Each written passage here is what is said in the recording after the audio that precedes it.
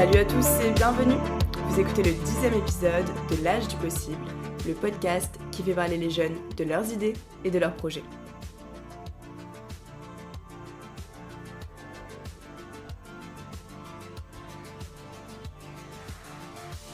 Je suis Clara Grosis et aujourd'hui c'est le 10e et dernier épisode de la saison 1 de L'âge du possible.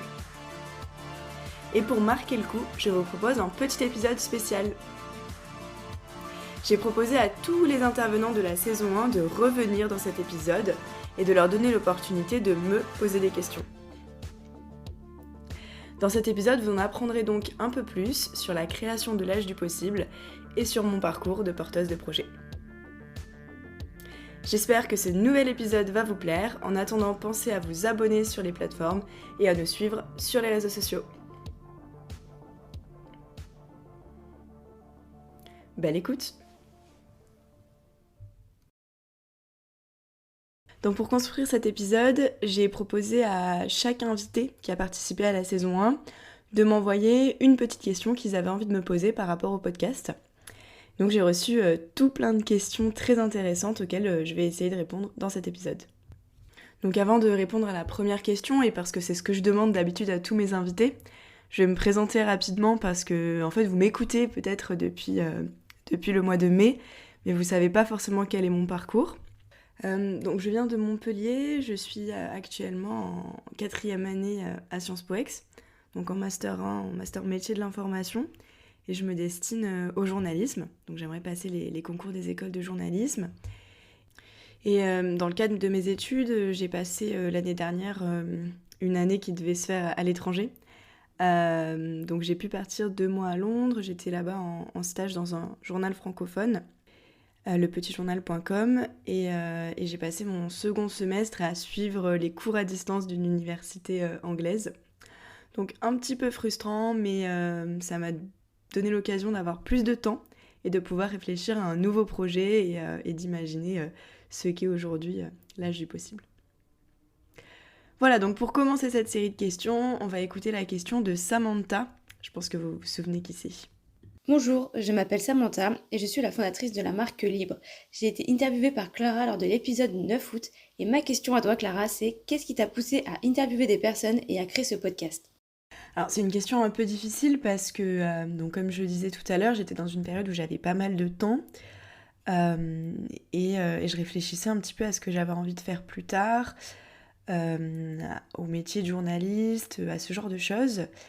Et j'ai commencé à écrire des articles et on m'a proposé, sur le site sur lequel j'étais, de transformer mon article en podcast. Et j'ai essayé et je me suis rendu compte que c'était pas si compliqué que ça. Et je me suis dit, mais pourquoi pas faire quelque chose là-dedans ? Parce que j'étais dans une période où je me disais que la radio pouvait être un média qui m'intéressait.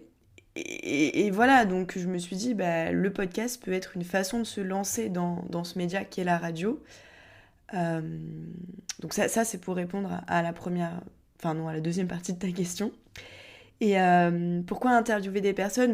Du coup, c'est en lien direct avec ma vocation, si je peux utiliser ce mot de journaliste. Et pourquoi interviewer des jeunes ? Parce que j'étais dans une période aussi où on était en pleine crise du Covid. Et j'avais le sentiment un petit peu que nous les jeunes, on avait été parfois relégués au second plan. En tout cas, c'est le sentiment qui ressortait de beaucoup de jeunes autour de moi.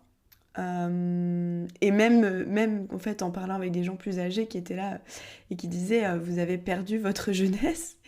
Et c'était un petit peu ça. Et j'avais envie de montrer que les jeunes, c'était aussi des gens qui pouvaient entreprendre, qui pouvaient créer un monde meilleur pour demain et pour les futures générations.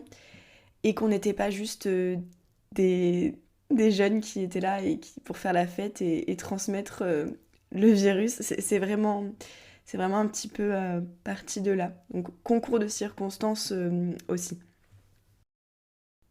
Du coup, j'enchaîne directement avec la deuxième question. Salut Clara. Alors l'association Sequoia d'Aix-en-Provence avait 3 petites questions pour toi. La première, pourquoi est-ce que tu as choisi de faire un podcast plutôt qu'un autre média ? Du coup, j'y ai partiellement répondu déjà tout à l'heure. Pourquoi un podcast et pas un autre média? Parce que j'avais envie de m'essayer au média de la radio, parce que je trouve que c'est un vecteur qui est assez dynamique, qu'il y a une certaine proximité et avec l'auditeur et avec la personne interviewée qu'on ne retrouve pas forcément à l'écrit, qui est le média que je côtoie le plus. Et voilà, j'avais envie de m'essayer à quelque chose de nouveau. Et je trouve que c'est vraiment quelque chose d'intéressant et qui, en plus, se développe de plus en plus. J'étais très étonnée au moment où j'ai décidé de me lancer dans le podcast, de me rendre compte que que vraiment le nombre de podcasts était florissant, qu'il y avait des podcasts sur tous les sujets. Et c'est vraiment quelque chose qui est en pleine expansion et je pense que ça s'explique parce que c'est intéressant, c'est nouveau et puis pour les auditeurs, c'est assez facile en fait. On écoute plus facilement un podcast pendant qu'on est en train de, je sais pas moi, de cuisiner, de prendre les transports, que d'écrire un article, de lire un article, pardon. Des fois, déjà, ça demande plus de concentration. Bon, c'est un podcast un épisode un peu sans transition, parce que, comme vous imaginez bien, je pouvais pas rassembler tous les invités dans le même lieu pour qu'on enregistre tous ensemble le podcast en même temps. Donc voilà, on écoute les questions un peu comme à la radio, vous savez, quand il y a les questions des auditeurs. Et donc là, on va prendre la question de Clémence. Hello Clara, c'est Clémence, je suis la fondatrice de l'association De l'Héros aux Grandes Écoles et tu m'as interviewée pour ton premier épisode. J'avais une petite question à te poser. Voilà, moi j'ai jamais créé de podcast, j'ai même jamais participé. Et je me disais, à partir du moment où tu as trouvé la bonne idée, que tu as envie de créer ton podcast, comment tu fais concrètement? Voilà, merci beaucoup et à très vite. Merci à toi Clémence pour cette petite question. Alors, comment est-ce qu'on lance concrètement un podcast? Déjà, il faut avoir du matériel. C'est la première question qui s'est posée à moi, c'est de trouver un micro. Et vous, les interviewés, vous avez quasiment tous vu mon super micro, qui est vraiment l'élément indispensable du podcast. Mais la bonne nouvelle, c'est que j'ai fait pas mal de recherches et qu'on peut en trouver à des prix raisonnables. Et là, j'ai vraiment un micro qui est qualitatif pour un prix, pour être tout à fait transparente, ça m'a coûté, je crois, 60 €, quelque chose comme ça. Donc voilà, on est vraiment sur quelque chose de raisonnable avec un son qui, je l'espère, est qualitatif. Donc ça, c'est la première étape. Ensuite, on enregistre, on monte, on fait du montage, il faut trouver un logiciel qui nous correspond. Et une fois que l'épisode est monté, qu'on a le son qu'on veut avoir, on le publie sur une plateforme qui va nous générer ce qu'on appelle un flux RSS, qui est globalement un lien en fait, qui va permettre aux plateformes en fait de retrouver le podcast. Pour être plus précise, moi j'utilise la plateforme d'Arte qui s'appelle Audioblog. C'est la seule, je crois, qui est gratuite. Après, vous avez Ocha notamment qui est assez connue, mais qui est une plateforme payante. Je mets mon son, mon épisode sur cette plateforme-là. Et à partir de là, la première fois, quand on publie le premier épisode, il faut aller se connecter sur Deezer, sur Spotify, sur Apple Podcast et copier-coller ce flux RSS, ce lien, qui va permettre aux plateformes, donc Deezer, Spotify, Apple Podcast, de récupérer le son et de le mettre sur la plateforme. Et ensuite, quand on veut publier un nouvel épisode, il suffit de le publier sur la plateforme de base, donc la Audioblog en l'occurrence, et ça va automatiquement se mettre à jour sur Deezer, Spotify, Apple Podcast. Voilà, et puis pour Google Podcast, il n'y a rien besoin de faire, en fait, c'est une fois que c'est sur Apple Podcast, je crois, ça se met automatiquement sur Google Podcast. Voilà, après il y a la partie YouTube, il faut faire une petite vidéo pour la mettre, mais bon, YouTube n'est pas forcément la plateforme privilégiée des podcasts. Alors pour cette 4e question, on va prendre celle de Léa Ferrandi. Salut Clara, c'est Léa du podcast numéro 7 que j'ai fait avec Igino pour parler de notre association Cune. Donc ma question concernant ton podcast, c'était de savoir combien te prend la préparation d'un épisode, donc du moment où tu l'enregistres jusqu'au moment où tu le publies sur des plateformes. Alors, merci Léa pour cette question très concrète. Alors, l'enregistrement, ça me prend à peu près 1 heure, on va dire. suivant les personnes, suivant si vous êtes plus ou moins bavard.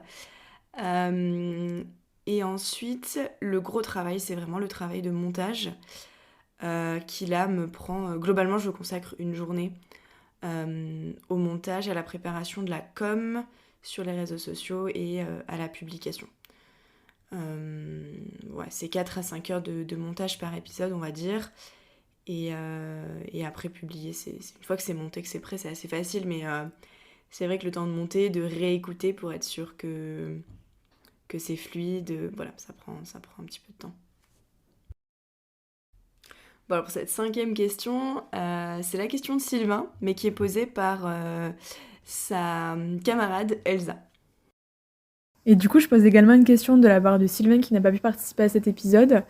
On aurait aimé savoir quelles difficultés tu avais pu rencontrer dans la réalisation des épisodes, que ce soit pour l'organisation ou plutôt l'enregistrement à proprement parler. On sait que par exemple avec nous, comme on était à distance, ça avait été un petit peu compliqué au niveau des bruits parasites, des grésillements, etc. Mais est-ce que tu peux nous parler du montage ? Je ne sais pas, à toi de nous dire. Ouais, c'est une très bonne question à laquelle ont pensé Elsa et Sylvain, parce que c'est vrai que le montage reste quand même la partie la plus difficile dans la création d'un podcast. Je réfléchis si j'ai été confrontée à d'autres difficultés majeures, mais je pense que non, parce que trouver les interviewés, finalement, c'est un peu de veille informationnelle, un peu de réseau, et puis les gens répondent la plupart du temps oui. Donc c'est vraiment pas le gros souci. La plus grosse difficulté, c'est le montage, et puis comme je le disais tout à l'heure, c'est ce qui prend aussi beaucoup de temps. Pour avoir un son de qualité, notamment quand on enregistre des épisodes à distance, Elsa l'a souligné, parfois c'est un peu difficile, il faut maîtriser tous les outils des logiciels de montage, ce qui n'est pas toujours facile. Et puis il y a toute une partie sélection, adaptation, des fois je suis obligée de changer un petit peu mes questions pour qu'elles correspondent plus à vos réponses. Il faut parfois que je coupe les réponses des interviewés, des intervenants. Il faut parfois que je les reprenne, que je les scinde en deux. Il faut aussi en fait réfléchir à comment réorganiser l'interview pour qu'elle soit cohérente et fluide, parce que des fois on s'emballe un petit peu à l'oral. Et ça c'est rigolo parce que c'est un travail que je savais faire à l'écrit. C'est-à-dire quand vous faites une interview avec quelqu'un, que vous prenez des notes, quand vous réécrivez l'article, attention, je dévoile les secrets, mais on réécrit pas mot pour mot ce que la personne a dit, on change parfois nos questions, etc. Et en fait, là, c'est le même travail, mais c'est beaucoup plus dur parce qu'en fait, on a de la matière brute et que on peut pas tout réécrire, tout réenregistrer. Et donc, c'est un vrai travail de montage, de construction d'épisodes. Des fois, il n'y a pas beaucoup de travail à faire, hein. Certains épisodes, j'ai quasiment tout repris, j'ai juste coupé certains bouts. Et puis il y en a d'autres où il y a plus de travail, mais ça dépend de comment l'enregistrement se passe, de comment les interviewés répondent, de comment je pose les questions aussi. Donc voilà, c'est très variable. Mais c'est vraiment la plus grosse difficulté, ouais. Et on est parti pour une nouvelle question. Est-ce que tu travailles seul pour ce podcast ou en équipe ? Merci beaucoup. Alors, je travaille en collaboration avec quelqu'un qui bosse plutôt sur la partie réseaux sociaux. Dès le début, en fait, du lancement du podcast, j'avais une amie qui m'a vraiment épaulée sur toute la partie communication. C'est elle qui a créé le logo, c'est elle qui a créé les canevas des publications que vous voyez sur Instagram. Et puis là, depuis récemment, j'ai une nouvelle équipe. Donc c'est Jeanne et Clémence qui ont pris le relais sur Pauline et qui voilà, font toute la partie com. Donc on bosse en équipe par rapport à ça. Mais après la construction des épisodes, c'est vraiment moi qui réfléchis et qui fait ça. Elles font voilà, que la partie com. Alors je leur demande leur avis parfois, mais voilà. On passe à la question de Victor. Hello Clara, c'est Victor du Shoot. Je suis passé dans l'épisode 8 de l'âge du possible avec Paul et Théo. Et ma question, c'est quelles sont tes sources d'inspiration ? Waouh! Alors je pense vraiment que la question de Victor est la question la plus difficile de cette série de questions. Et c'est dans ces moments-là que je me dis que je suis bien dans ma position d'intervieweur d'habitude. Mes sources d'inspiration, je pense que c'est vous, les gens que j'interviewe. Non, je dirais que il y a pas mal de podcasts que je trouve vraiment intéressants. J'aime beaucoup par exemple le podcast de Victoria, je sais plus son nom de famille, mais qui s'appelle Nouvel Œil, qui est vraiment chouette. Je pense que mon inspiration, elle vient d'un petit peu toutes les personnes que je suis depuis longtemps aussi. Je pense aux journalistes que j'adore, comme Léa Salamé, voilà, qui fait de la radio et qui est un petit peu la personne qui m'a donné envie de m'intéresser à ce média-là aussi. Donc voilà, c'est franchement une question difficile. Bon, j'espère que la prochaine question sera plus facile. On va prendre celle d'Elsa, qui a déjà parlé du coup à la place de Sylvain, mais qui va poser une autre question au nom de Jeune Human. C'est donc à mon tour. Donc, hello Clara déjà, merci d'avoir proposé qu'on se retrouve dans ce dernier épisode de ta première saison de l'âge du possible. C'était un vrai plaisir d'y participer. Donc du coup, je t'ai répondu au nom de l'association Jeune Human, dont je suis la présidente, et avec laquelle on œuvre dans le domaine de l'humanitaire et pour démocratiser l'accès à l'éducation. Donc on avait comme question, quel projet tu aurais le plus retenu de ton expérience avec l'âge du possible, de ton podcast, lequel t'a le plus donné envie de t'investir, de le rejoindre. Voilà. Mais c'est hyper difficile de choisir. Cette question est finalement encore plus difficile que la précédente. Tous vos projets sont géniaux. Tous les projets dont on a entendu parler dans cette première saison sont intéressants. Tous les jeunes qui les portent sont pleins d'ambition, pleins d'idées. Et c'était vraiment très très chouette de faire la rencontre de toutes ces personnes. Et c'est ce que je retiens le plus en fait. C'est vraiment des belles rencontres. Après, pour répondre un petit peu mieux à ta question, à titre personnel, je pense que les projets dans lesquels je me verrai le plus m'impliquer, ce sont davantage les projets à vocation sociale, que ce soit justement le tien, Elsa, Jeune Human, celui de Léa et Gino avec Kuhn, ou encore celui de Clémence de l'Hérault Grandes Écoles, parce que c'est des types de projets dans lesquels je me suis déjà investie, mais pourquoi pas, je sais pas moi, pourquoi pas participer à tous les projets. Je suis quelqu'un qui suis intéressée par tout aussi assez facilement. C'est pour ça que c'était chouette de discuter avec chacun d'entre vous. Mais voilà, franchement, question difficile. Bon, j'enchaîne avec la question de Tristan, en espérant qu'il sera un peu plus clément avec moi. Parce que franchement, vous me posez des questions difficiles alors que moi j'ai été cool. Salut Clara, c'est Tristan de Caviar Magazine du 3e épisode. La question que je voulais te poser aujourd'hui, c'était savoir l'impact qu'a eu la rencontre de tous ces jeunes qui vivent à travers leurs projets pour toi. Savoir si toi aussi, à travers l'écoute que tu as eue de tous nos projets, tu as pu construire et te projeter dans ton propre récit et pourquoi pas du coup développer des idées autres que l'âge du possible pour toi aussi devenir une jeune qui entreprend et une jeune qui veut changer le monde. Alors, oui, et c'est ce que je disais tout à l'heure, toutes ces rencontres ont été très inspirantes. Et c'était aussi le but du podcast en lui-même, d'inspirer d'autres jeunes à se lancer dans la voie entrepreneuriale, à se lancer dans la voie associative, à oser monter un projet. Et alors forcément que ça a eu un impact sur moi, peut-être pas forcément conscientisé, je veux dire, j'ai pas eu une idée fulgurante, je vais monter ce type d'entrepreneuriat, mais oui, je dirais oui, ça m'a donné envie de continuer avec l'âge du possible déjà, de continuer à développer le podcast, à en faire quelque chose d'intéressant parce que j'ai eu des bons retours aussi sur ces premières interviews, sur cette première saison, et puis parce que vous m'avez inspirée.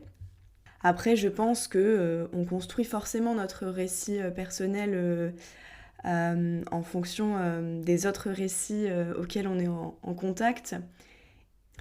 Mais ça n'a quand même pas altéré l'envie chez moi. Au contraire, ça a exacerbé l'envie de mettre en avant les projets des autres, d'être voilà, derrière mon micro, derrière mon papier et mon stylo, pour valoriser les autres et pour continuer aussi à faire de superbes rencontres comme ces rencontres que m'a permis cette première saison.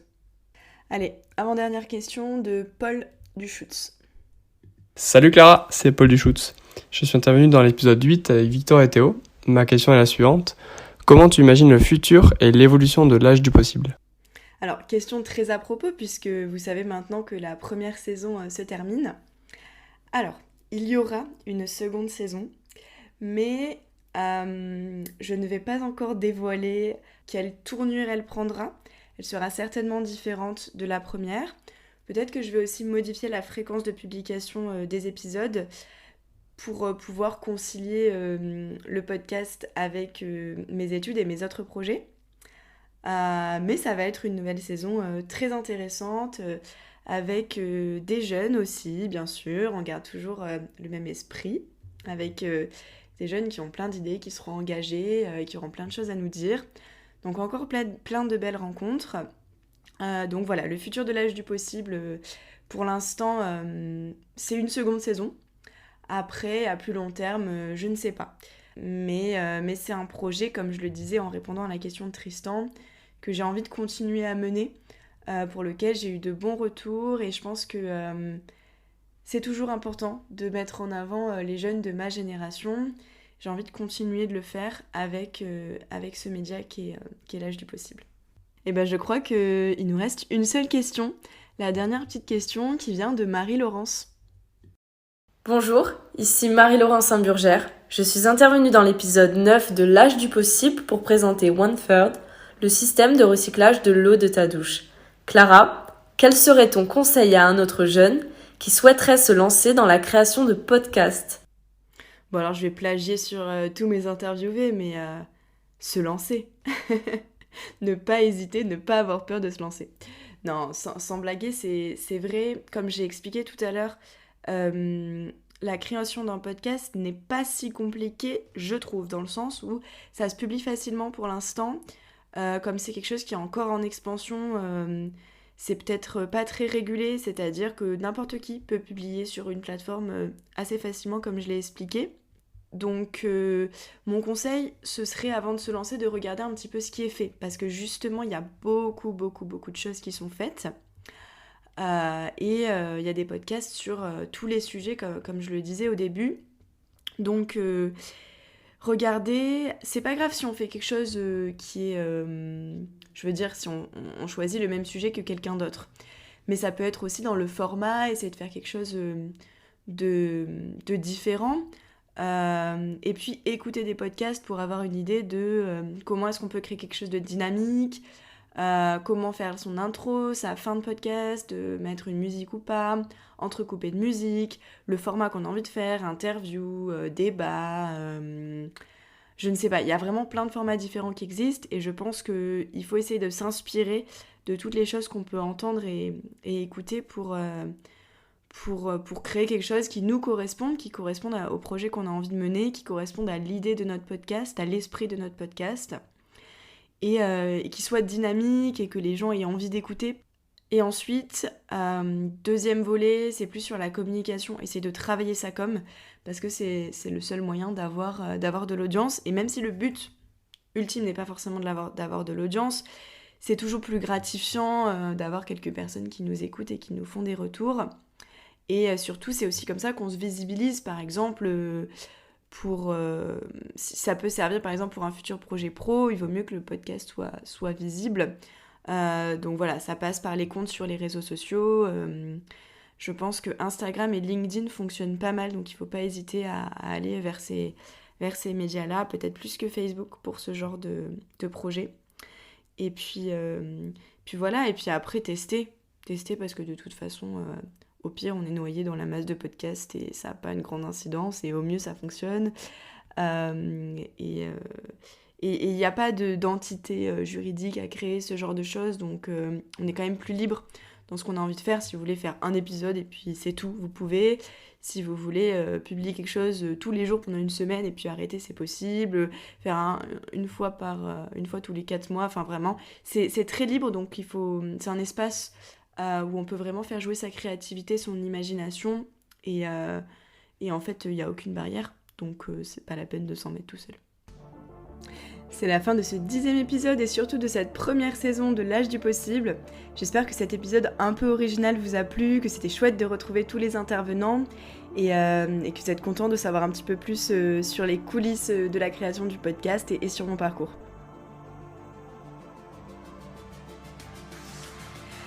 Je tiens à remercier chaleureusement tous les invités de la saison 1 et particulièrement ceux qui ont accepté de participer à ce dernier épisode, donc dans le désordre, Marie-Laurence, Mathieu, Sylvain, Elsa, Samantha, Théo, Victor, Paul, Léa, Higino, Léa, Margot, Tristan, Marius et Clémence. Continuez à rester connectés sur nos réseaux sociaux et sur les plateformes pour en savoir plus sur la sortie de la seconde saison. Puis n'hésitez pas à me contacter entre-temps. On se retrouve très très vite pour la sortie de cette seconde saison.